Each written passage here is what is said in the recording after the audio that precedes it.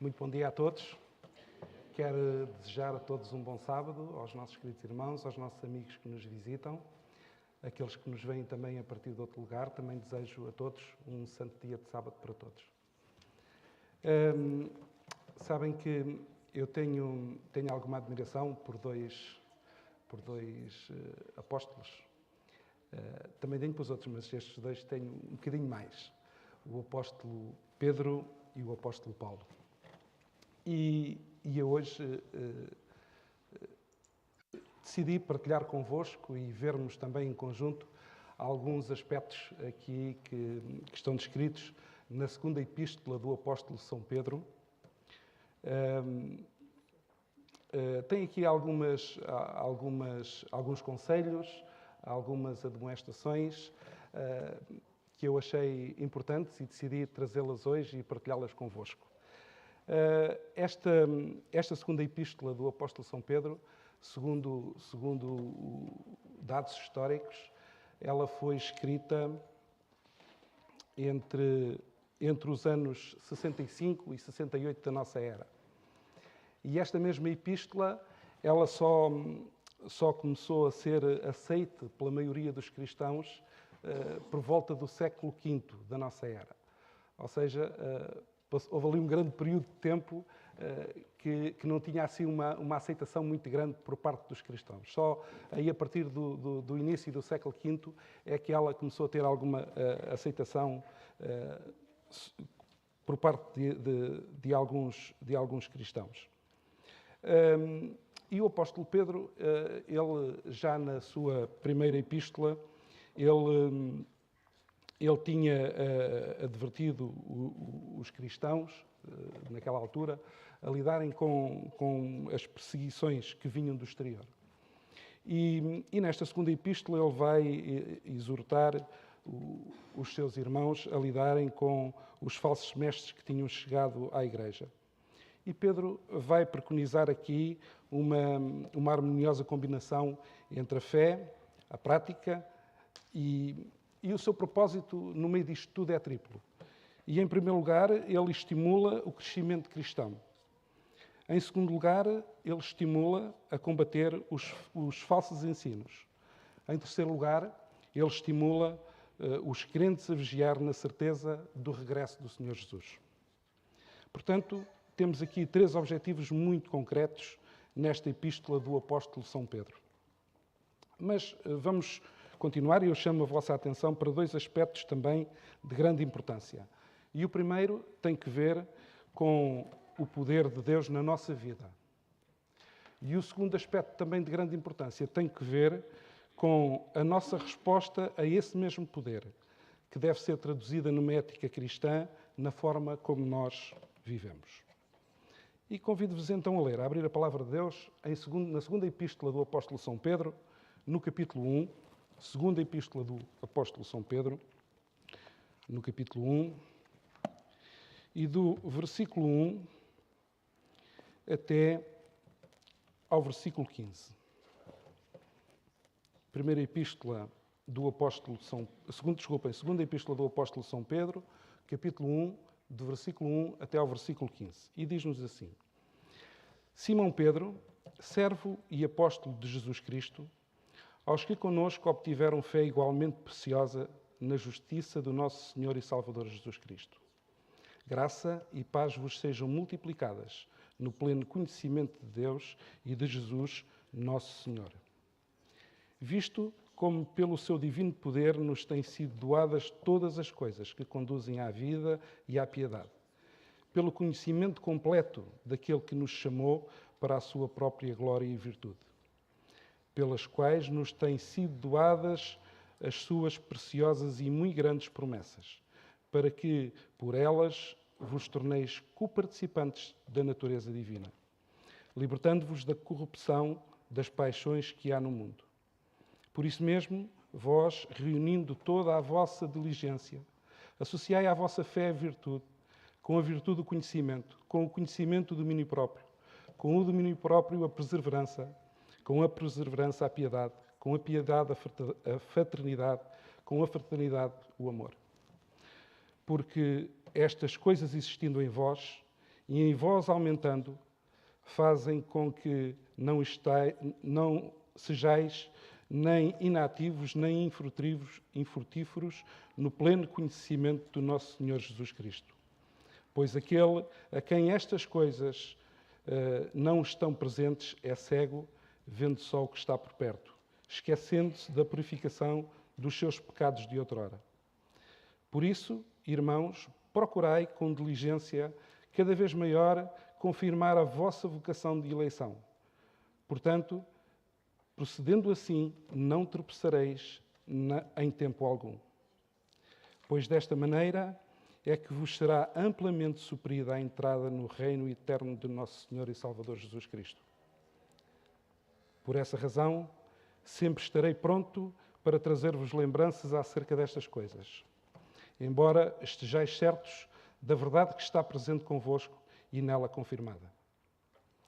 Também considero justo, enquanto estou neste tabernáculo, despertar-vos com estas lembranças, certo de que estou prestes a deixar este meu tabernáculo, como efetivamente o nosso Senhor Jesus Cristo me revelou. Mas, da minha parte, esforcei-me diligentemente por fazer que em todo o tempo, mesmo depois da minha partida, conservais lembranças de tudo.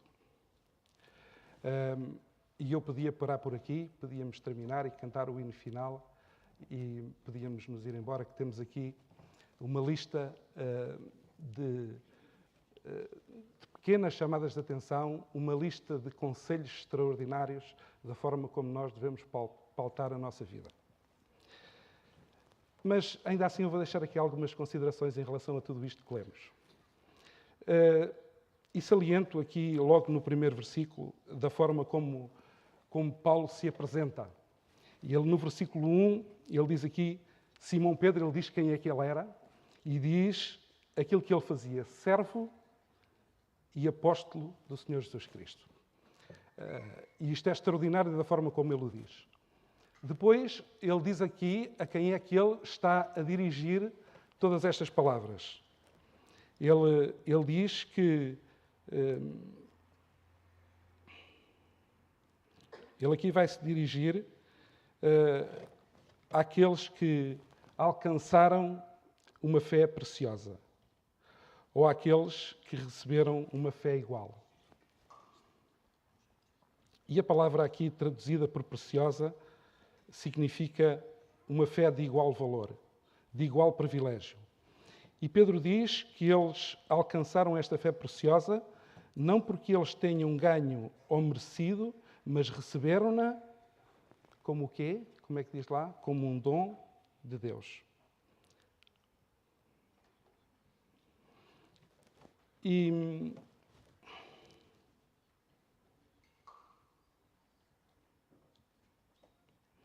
reparem também aqui num outro livro da Bíblia, o apóstolo Paulo, já aqui em Efésios, eu convido-os para ir lá, Efésios, no capítulo 2, versículo 8, que nos diz também, estão praticamente em sintonia um com o outro.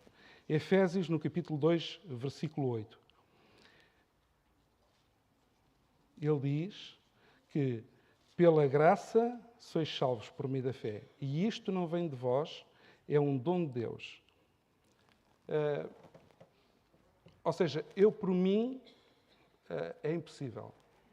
O apóstolo Paulo e o apóstolo Pedro dizem, isto não é de vós, não é por os teus méritos, não é porque tu consigas fazer, porque tu sozinho não consegues lá chegar. Isto, se tu acreditares, se tu tiveres fé, isto é um dom de Deus. É algo que Ele te quer dar, é gratuito, tu tens que aceitar. Se tu quiseres, aceita.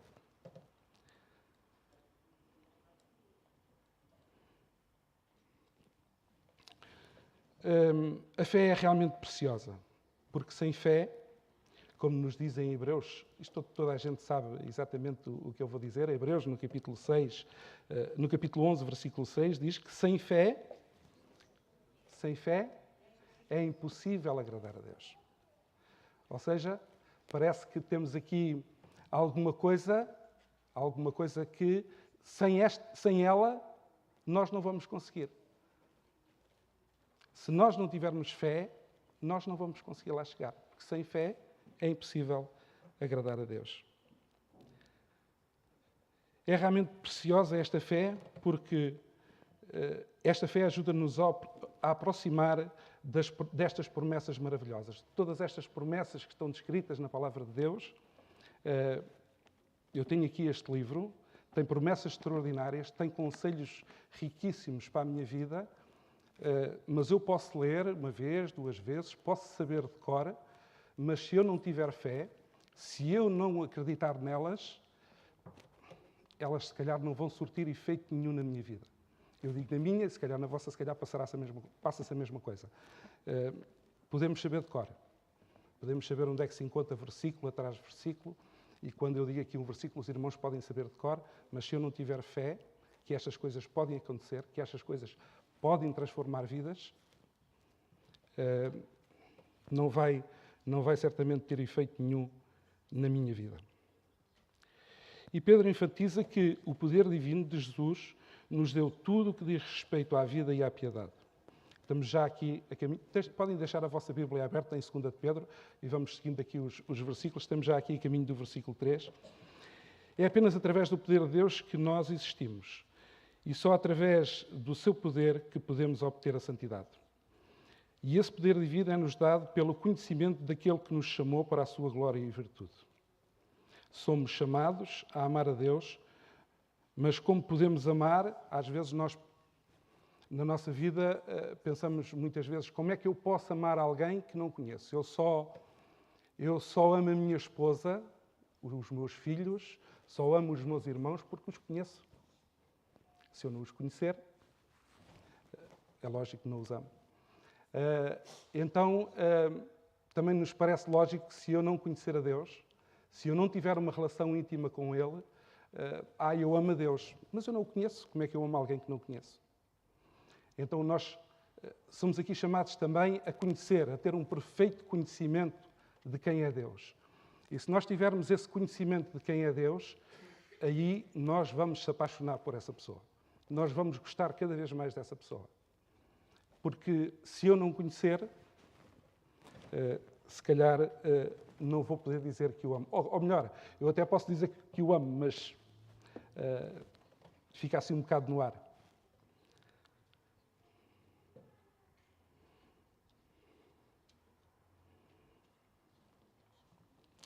E nós temos muitas maneiras de conhecer Deus. Conhecemos-lo através da palavra escrita, conhecemos-lo através do que se manifesta na natureza, conhecemos-lo através das inúmeras bênçãos que nós recebemos na nossa vida. E isso são formas de nós o conhecermos, da forma como ele se manifesta também na minha vida.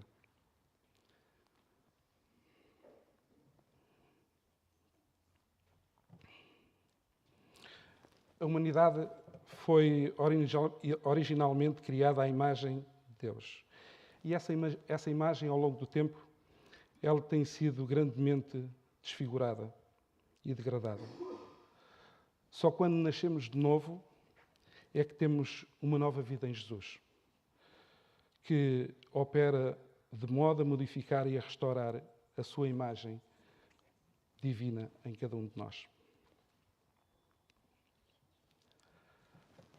E o apóstolo Pedro, também aqui na sua carta, fala-nos também de conhecimento. E o conhecimento é, sem dúvida, fundamental.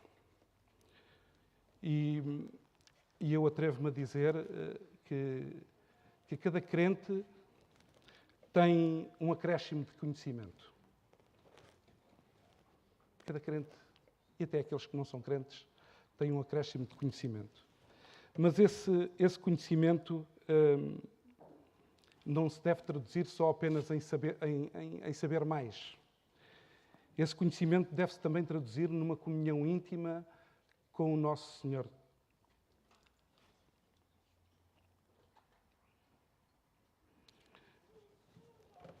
E com uma comunhão que nós devemos ter diariamente com Ele. E isto, certamente, se nós tivermos esse conhecimento, se nós tivermos essa ligação, isso vai nos ajudar e vai nos influenciar da forma como nós vivemos e vai nos ajudar a não tropeçar e vai nos ajudar a livrar-nos das influências corruptoras do pecado. E sem dúvida que isso irá transformar a nossa vida e irá fazer diferença naquilo que nós somos. E em Efésios, o apóstolo Paulo em Efésios, no capítulo 4, no versículo 22, vem de encontro também a isto que eu estou a dizer. Na última parte, da última metade do versículo para a frente. Efésios, no capítulo 4, versículo 22, da metade do versículo para a frente até ao final, diz: quanto ao trato passado, vos despojais do velho homem que se corrompe segundo as concupiscências do engano. Isto é mais ou menos de encontro àquilo que o apóstolo Pedro está a dizer. Se eu tiver conhecimento, se eu acreditar, isto vai se traduzir numa diferença na nossa vida e vai nos levar efetivamente a desviar-nos dessas concupiscências do pecado. E o apóstolo Paulo realmente tinha feito uma ligação entre as influências corruptoras do pecado e aquilo que é a nossa tendência pecaminosa. E a primeira coisa que a segunda epístola de Pedro nos diz é que Deus, através da comunhão que mantemos com Ele, e é importante o que eu vou dizer, através da comunhão que eu tenho com Ele e pelo seu poder, porque eu posso ter uma comunhão com Ele, mas se não for o poder de Deus a libertar-me de todas estas coisas, de todos estes vícios, eu vou continuar na mesma. Eu tenho que acreditar que pelo poder de Deus Ele nos liberta da influência do pecado.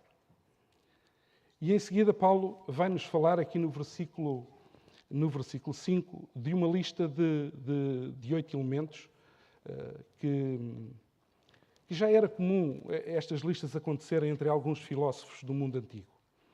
E faz uma lista de virtudes. Tais listas eram frequentemente designadas como sendo um catálogo de virtudes. E há vários exemplos no Novo Testamento que nós podemos também ler. E eu convido-vos a ir até Romanos. Romanos no capítulo 5. Vamos abrir a nossa Bíblia em Romanos no capítulo 5.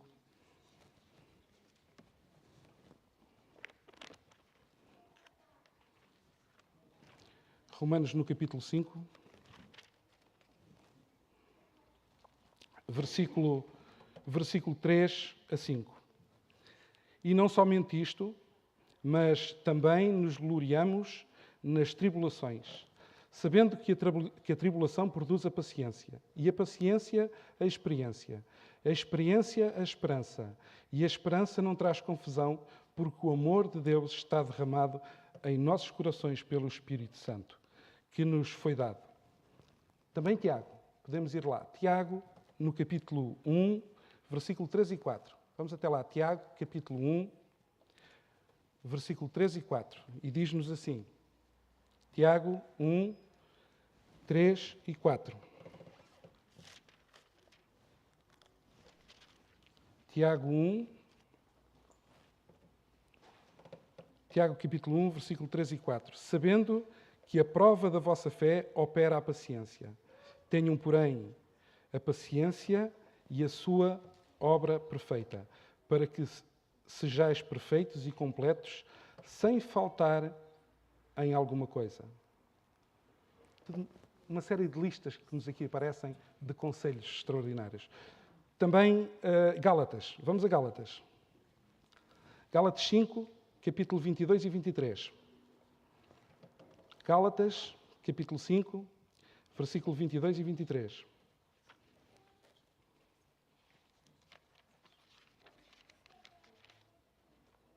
Gálatas 5, capítulo 22 e 23.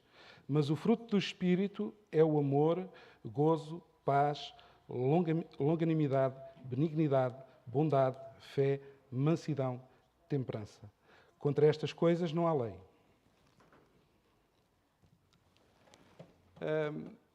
Era provável que os leitores de Pedro eles já tivessem familiarizados com esta lista que Pedro nos deixa também. Embora existam diferenças interessantes entre o que um filósofo podia indicar na sua lista e o que Pedro podia mencionar na sua lista.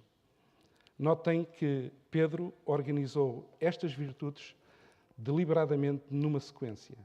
de maneira a que cada virtude se apoie na virtude anterior, de maneira a que cada virtude possa chegar ao seu clímax, que é, sem dúvida, a última virtude, que é o amor. Cada uma destas virtudes que Pedro refere tem um significado importante. A fé, a virtude, o conhecimento, o domínio próprio, a perseverança, a piedade, a fraternidade e o amor. Estes 8 elementos que nós vimos aqui são, sem dúvida, importantes para a nossa caminhada. Mas eles também não devem ser vistos como que uma escada que nós temos que subir. Olha, temos aqui estes 8 degraus e então eu vou começar pelo primeiro e vamos subindo de degrau a degrau. Não, não é isto. Estes 8 elementos devem ser vistos como uma decisão coerente que cada cristão deve tomar. Cada cristão que se sente liberto pelo poder de Deus, de viver de uma forma global, num estilo de vida coerente, consciente com aquilo que aprendeu do Senhor Jesus. No fundo, o que estamos aqui a dizer é que se Deus nos liberta pelo seu poder e se nos faz viver de uma forma extraordinária, então nós devemos viver como pessoas absolutamente libertas. E porque é que o apóstolo Paulo, porque é que o apóstolo Pedro, naquela altura, já falava desta maneira aos crentes? Porque ele estava certo de que tinha pouco tempo de vida e que ele queria deixar uma mensagem, uma última mensagem aos seus irmãos. E esta foi a forma como ele decidiu fazer. E ele vai dizer isto mesmo no versículo 14. Versículo 14 de 2 de Pedro, do capítulo 1 de 2 de Pedro, diz-nos isso. Certo de que estou prestes a deixar este meu tabernáculo, como efetivamente nosso Senhor Jesus Cristo me revelou. Ele deseja que os seus irmãos tenham lembranças de tudo isto. E o apóstolo Pedro quer despertar a sua igreja com admoestações para que eles se lembrem, para que eles se recordem, para que eles não tenham dúvidas. E isto tem sido, ao longo do tempo, uma preocupação muito grande também dos líderes de igreja. Para aqueles que vêm depois, e nós olhamos para os mais novos desta igreja, para aqueles que vêm depois de nós, nós temos essa responsabilidade de lhes mostrar o caminho, de lhes dizer, é por aqui, não faças isto, faz desta maneira, e ajudá-los a continuar. Porque eu hoje estou aqui, amanhã está cá o Pedro, está cá o Afonso.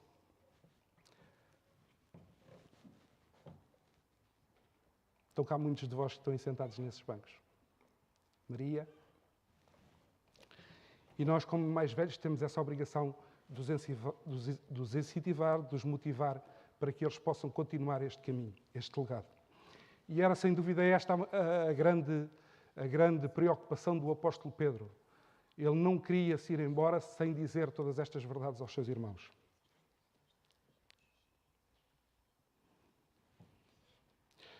No versículo 13, ele diz: também considero justo, enquanto estou convosco, neste tabernáculo, despertar-vos com estas lembranças. E a palavra aqui, despertar, tem 2 conotações. Em primeiro lugar, esta palavra despertar era a mesma palavra que estava ligada à ressurreição. E em segundo lugar, esta mesma palavra também estava ligada à esperança escatológica da ressurreição e à esperança da segunda vinda do Senhor Jesus.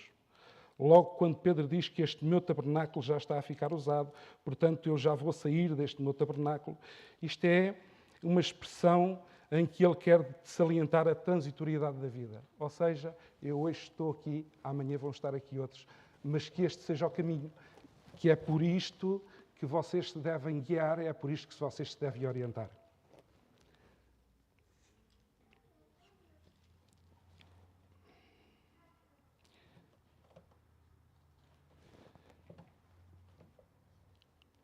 Esta é a grande conclusão que nós podemos tirar desta segunda epístola de Pedro. O poder de Deus manifesta-se na nossa existência através da relação que nós estabelecemos com Deus. E se este poder nos liberta da influência corruptora do pecado, este poder traz-nos virtudes que orientam a nossa existência cotidiana. E logo, o que é que nós devemos fazer? Nós temos que viver aquilo que acreditamos, ou decidir viver. Viver numa ética coerente com o ideal de Deus. E por isso, meus amigos, meus irmãos, o desafio que eu deixo a cada um esta manhã é que nós devemos vigiar em todo o tempo e manter esta comunhão com Deus, que nos capacite a uma decisão que continuemos a viver e a demonstrar o valor da vida e da experiência cristã. Numa conduta que nos dignifique a cada um de nós e que dignifique também aquilo que o Senhor Jesus fez na minha vida, fez pela vossa vida e certamente continuará a fazer. Esta é a minha oração para mim e para cada um de vós.